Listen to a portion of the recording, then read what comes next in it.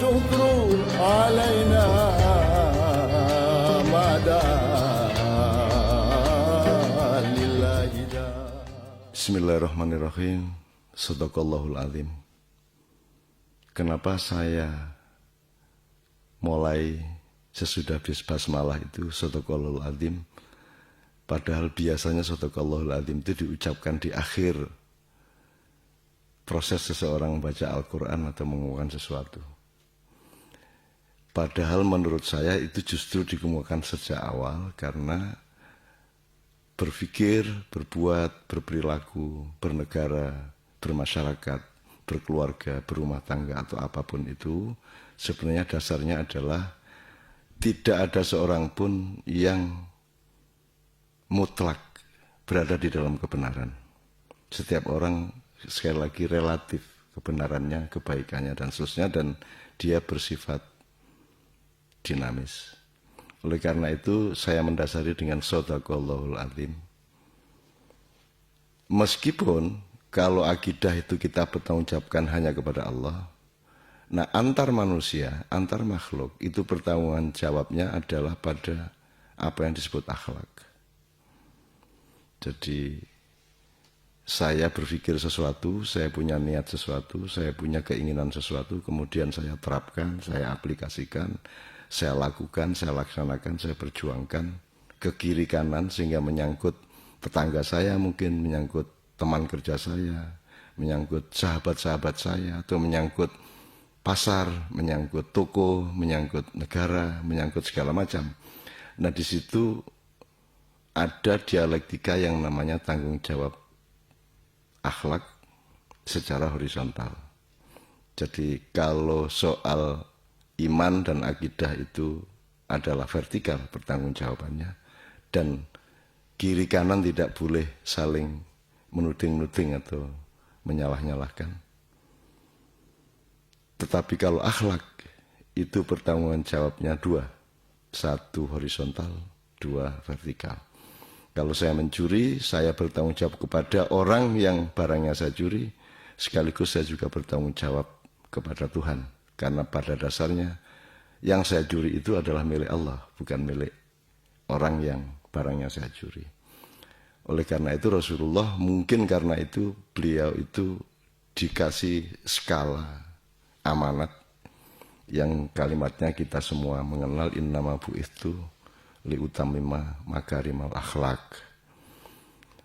Jadi Rasulullah itu menemani umat manusia di muka bumi agar supaya akhlaknya itu, moralnya, bebrayannya, paugerannya dan sebagainya itu menuju titik sempurna, liutammima.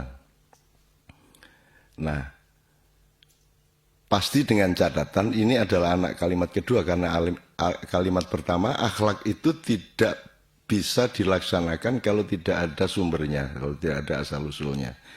Jadi kalau diibaratkan ayat-ayat Quran, akidah dan iman itu urusan Mekah, maka ayat-ayatnya Makkiyah.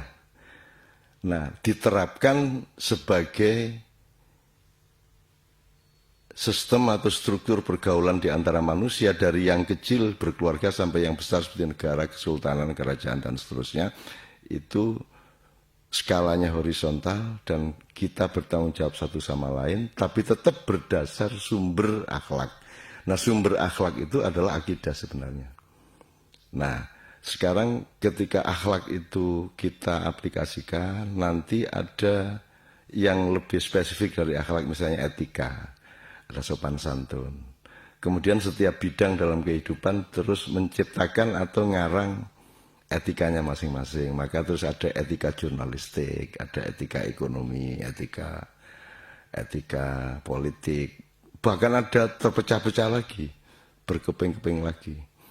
Bertanggung jawab etika itu ada yang diambil alih oleh suatu kelompok, sehingga kalau ada yang melanggar etika dari kelompok itu tidak usah dipolisikan, tidak usah ditaruh di wilayah hukum, tapi cukup di dewan pembina akhlak dari kelompok itu misalnya begitu. Nah, dengan pertanggungan jawab akhlak ini, maka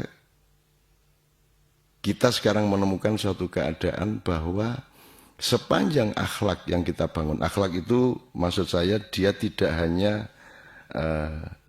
yang halus-halus tapi juga yang padat-padat.